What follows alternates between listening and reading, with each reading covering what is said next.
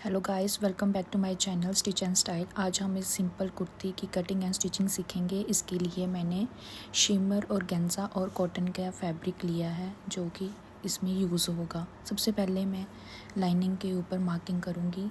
सबसे पहले मैं शोल्डर मार्क किए हैं।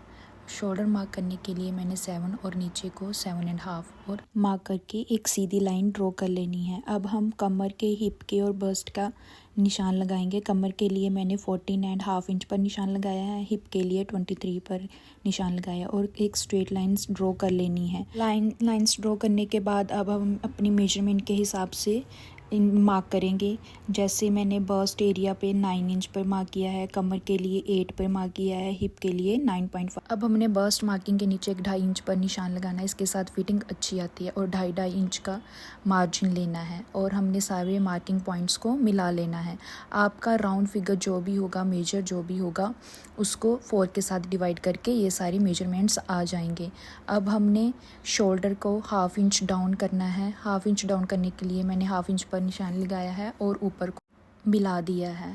अब हम शोल्डर की कटिंग करेंगे। मैंने फ्रंट के लिए 1 इंच पर काट डाली है और बैक के लिए 2 इंच पर। जैसे मैं वीडियो में दिखा रही हूँ, मैंने बस्ट मार्किंग के लिए 1/2 इंच पर मार्क किया है। वो जितना आया है वो उतना मैंने ऊपर की तरफ मार्क किया है। फिर नीचे की तरफ एक 5 इंच पर मार्किंग लगाई है। अब मैं सभी मार्किंग को मिला दूँगी। फ्रंट के लिए अलग मिलाऊँगी, बैक के लिए अलग मिलाऊँगी। अब हम नेक की कटिंग करेंगे। नेक की विड्थ मैंने 3 इंच ली है और डीप लिया है मैंने 5.5। ये मेरा नेक स्क्वायर में रहेगा और बैक वाला राउंड में रहेगा। फ्रंट के लिए अलग मार्किंग करूँगी, बैक के लिए अलग मार्किंग करूँगी। मार्किंग करने के बाद जो मेरे बाहर वाले पॉइंट्स हैं, मैंने वहाँ पे कटिंग कर देनी है। कटिंग करने के बाद जैसे मैं दिखा रही हूँ वैसे ही आपने भी कटिंग करनी है। जैसे मैंने लाइनिंग प्लेस की है, आपने भी वैसे ही लाइनिंग प्लेस करके रखनी है।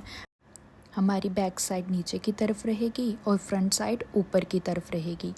मार्किंग हो जाने के बाद अब हमने एक्सेस फैब्रिक को कट कर देना है।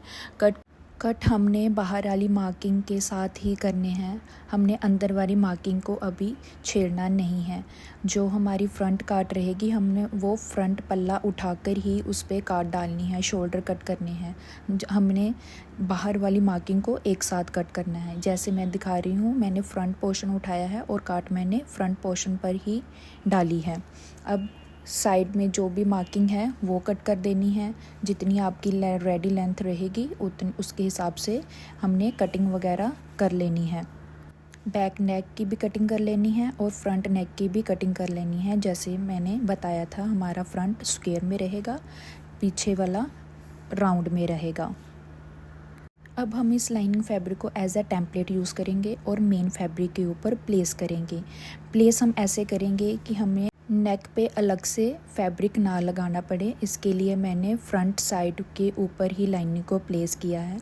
प्लेस ऐसे करना है कि लाइनिंग फैब्रिक और मेन फैब्रिक को पिन के साथ सिक्योर कर लें, एक सेंटर पॉइंट बनाकर, और अच्छे से सिक्योर करने के बाद वहाँ पे स्टिच लगा दें। फ्रंट साइड पर ही लाइनिंग को प्लेस करना है। उसके बाद हम उसको पलट देंगे। स्टिच करने के बाद कुछ ऐसा लगेगा। अब हम जो नेक रेडी हुआ है उसको बीच में से कट कर देंगे। कट करने के बाद अब हम मेन फैब्रिक को फ्लिप कर देंगे और जो लाइनिंग फैब्रिक है उसको बैक साइड में पलट देंगे। देखिए, अब हमने हल्के हल्के से नोचेस भी लगाने हैं जो कि नेक की फिनिशिंग अच्छी आए। नेक की फिनिशिंग लाने के लिए हमने नोचेस को सिलाई के बाहर बाहर ही लगाने हैं। सिलाई पर नोचेस को नहीं लेकर जाना। अब हमने फ्लैप करने के बाद हमारा फैब्रिक कुछ ऐसा दिखेगा। नेक की फिनिशिंग अच्छी आए, अब हम इसके ऊपर टॉप स्टिच भी लगा देंगे। अब हमने टॉप स्टिच लगा लिया है। ऐसे ही हमने बैक पल्ले को भी रेडी कर लेना है।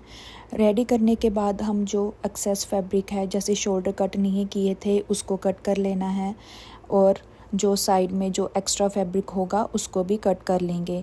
कट करने के बाद अब हम इसको टक्स लगाएंगे कुर्ती के पीछे की तरफ। सबसे पहले मैंने ऊपर से 11 इंच पर मार्क किया है और नीचे को 9 इंच पर मार्क किया है। अब हम सेंटर से यहाँ पे मार्किंग पॉइंट का डिस्टेंस लेंगे 3.5 इंच। अब हम 9 इंच पर जो मार्किंग आई है उसका सेंटर निकालेंगे। उसका सेंटर आएगा 4 4.5 पे हम हाफ इंच पर मार्किंग लगाएंगे। जैसे मैं दिखा रही हूँ वैसे ही करना है। जो हमने सेंटर पॉइंट निकाला है वहाँ पे हमने हाफ इंच पर मार्क लगाना है दोनों साइड पर, और साइड पे मिला देना है। जैसे मैं दिखा रही हूँ वैसे ऐसी शेप आएगी टक्स की। वैसे ऐसे ही हमने दूसरी साइड पर भी निशान लगाने हैं। निशान लगाने के बाद हमने सेंटर पॉइंट पर एक पिन के साथ सिक्योर कर लेना है, जो हमारा फैब्रिक है इधर उधर ना जाए और टक्स हमारे अच्छे से डलें। ऐसे हमने सेंटर से टक्स को जहाँ मार्किंग पॉइंट की है पकड़ना है, और हमने सिलाई लगानी है। सिलाई वहाँ पे लगानी है जो हमने मार्किंग की है। देखिए हमने स्टिच कर लिया है। स्टिच करने के बाद ये बैक साइड को कुछ ऐसा दिखाई देगा।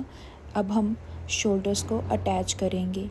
शोल्डर को अटैच करने का परफेक्ट तरीका ये है। अब जैसे मैं दिखा रही हूँ, हमने लाइनिंग फैब्रिक को पीछे की तरफ से उठाना है और ऊपर की तरफ लेकर आना है। लेकर आने के बाद अब हमने स्टिच कर देना है, और स्टिच करने के बाद जो हमारी फिनिशिंग आएगी वो बहुत अच्छी आती है। जो स्टिच है वो भी दिखाई नहीं देती। अब जस्ट मेक श्योर जो दोनों सिलाई हैं वो मैच हों, और ऐसे ही हमने दूसरा शोल्डर को भी ज्वाइन कर लेना है। ज्वाइन करने के बाद अब हम फिटिंग के निशान लगाएंगे। फिटिंग के निशान लगाने के लिए मैंने इसको पिन के साथ सिक्योर कर लिया है, क्योंकि फैब्रिक बहुत इधर उधर जाने वाला था, इसीलिए मैंने इसको पहले पिन के साथ सिक्योर कर लिया है, जो मेरा फैब्रिक है वो अच्छे से टिका रहे। फिटिंग के निशान लगाने के बाद अब हम स्लीव्स की कटिंग करेंगे। स्लीव्स की कटिंग करने के लिए मैंने जो मेरा शोल्डर आया है पहले उसको देख लेना है वो कितना है। मेरा 9 आया है। 9 का मैं हाफ इंच कम करके लूँगी, 8.5 रहेगा। और नीचे की तरफ मैं एक 3 इंच पर मार्क करूँगी और एक तरफ 2.5 इंच पर मार्क करूँगी, और दोनों साइड्स को मिला लेना है। दोनों साइड मिलाने के बाद एक मैं सेंटर पॉइंट लूँगी दोनों का, और मैंने मार्क कर लिया है। मार्क करने के बाद मैं 1 इंच पर मार्क लगाऊंगी, क्योंकि मैंने स्टार्टिंग में अपने शोल्डर में 1 इंच का काट डाली थी, इसलिए मैं बाजू में भी 1 इंच की काट डालूंगी।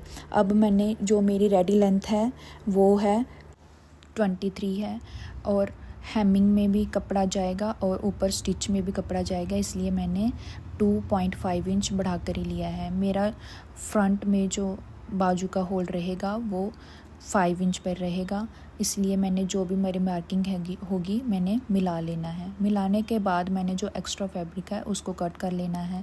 कट करने के बाद अब हमने जो 2 फ्रंट पल्ले हैं उसको अलग से उठाकर हमने काट डालनी है। पहले मैंने बाहर वाली मार्किंग को कट किया है जैसे मैं दिखा रही हूँ, फिर मैंने 2 पल्ले उठाए हैं जैसे मैं दिखा रही हूँ, वो क्योंकि वो मेरी फ्रंट काट रहेगी। 2 पल्ले उठाने के बाद मैंने उसको कट कर लेना है। कट करने के बाद अब हम इसको मेन फैब्रिक के ऊपर भी प्लेस करके उसकी भी कटिंग कर लेंगे। इसके अटैच करने का बहुत ही एक आसान तरीका है। हमने लाइनिंग को अलग से फ़ोल्ड करके रखना है और मेन फैब्रिक को अलग से फ़ोल्ड करके रखना है, और हमने वहाँ पे स्टिच लगानी। जो भी हमारी रेडी लेंथ है उसके हिसाब से मैंने फ़ोल्ड कर लिया है। फ़ोल्ड करने के बाद अब हम फिटिंग के निशान लगाएंगे। फिटिंग के निशान लगाने के लिए मैंने सबसे पहले 5 इंच पर मार्क लगाया है, और हमारा रेडी शोल्डर 8.5 था, इसलिए मैंने 8.5 इंच पर मार्क लगाना है और दोनों मार्किंग को जॉइन कर लेना है। अब हमने लाइनिंग फैब्रिक की काट वाली साइड नीचे को रखनी है और फ्रंट वाली मेन फैब्रिक की काट ऊपर को रखनी है, और दोनों फैब्रिक्स को मार्किंग पॉइंट पर स्टिच कर लेना है। जैसे मैं दिखा रही हूँ वैसे ही प्लेस करके रखना है और स्टिच करना है। स्टिच करने के बाद कुछ ऐसी दिखाई देगी हमारी स्लीव के एक्स्ट्रा फैब्रिक को हमने कट कर देना है। अब हमने कट करने के बाद राइट साइड टर्न करके देखना है हमारी स्लीव की स्टिच कैसी लगी है। लाइनिंग को स्लीव में ऐसे अटैच करके लुक बहुत अच्छा और फिनिशिंग के साथ आता है। जब हम राइट साइड टर्न करेंगे हमारी स्लीव की काट और लाइनिंग काट एक जैसी ही आएगी, जैसे ये देखिए मैं वीडियो में दिखा रही हूँ। अब हमने पीछे की तरफ मैं स्टिच दिखा देती हूँ, ऐसे ही हिडन स्टिच आएगा।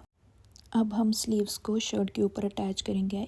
इसको अटैच करने का सही तरीका ये है कि शर्ट जो है वो रॉन्ग साइड पे होनी चाहिए और स्लीव है वो जो है वो सीधी साइड को होनी चाहिए। अब हमने बाजू को अंदर की तरफ रख के देखना है, सिलाई को सिलाई की तरह रख कर देखना है कि हमारी जो राउंड में स्लीव है वो अच्छे से फिट आ रही है। अगर नहीं आ रही तो आपने सिलाई में मार्किंग में कुछ झोल किया होगा तभी नहीं आएगी। अगर आपने परफेक्ट कटिंग और मार्किंग की होगी तब हमारी इक्वल स्लीव आएगी। जैसे मैं दिखा रही हूँ, सिलाई को सिलाई की तरफ रख के पूरा राउंड स्टिच लगाना है। राउंड स्टिच लगाने के बाद हमने ये देखना है कि हमारा फैब्रिक है वो एक दूसरे पे खिंचाव ना दे। हमने बिल्कुल हल्के हाथों से दोनों को रखना है। दोनों को रखने हमने सिलाई को पूरा राउंड स्टिच दे देना है।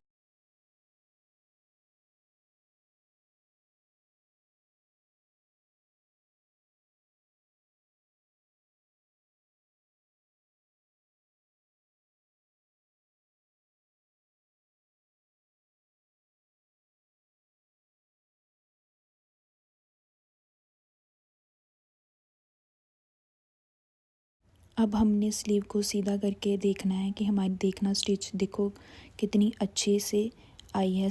अब हमने रेडी लेंथ और साइड में फिटिंग के निशान लगाने के बाद जो हमारा घेर होगा वहाँ पे तुरपाई कर लेनी है। तुरपाई करने के बाद हमारी शर्ट पूरी रेडी है, बट ये कुछ ज़्यादा ही सिंपल है, इसके लिए हम इस राउंड के साथ वर्क करेंगे। इसके लिए मैंने फैब्रिक ग्लू का इस्तेमाल किया है। देखने में ये मैसी ज़रूर लग रहा है, बट सूखने के बाद बिल्कुल भी पता नहीं चलता कि हमने इतने मैसी तरीके से ग्लू को यूज़ किया हुआ है। आप वीडियो के लास्ट में देख लेना। ऐसे ही हमने घेर पे, नेक पे और बाजू पे स्टोन्स को लगाना है। ये रही मेरी कुर्ती की फ़ाइनल लुक। आपको कैसी लगी guys? Please like share comment करके ज़रूर बताना। और देखिए ग्लू भी बिल्कुल भी पता नहीं चल रहा कि हमने मैसी तरीके से उसको यूज़ किया था।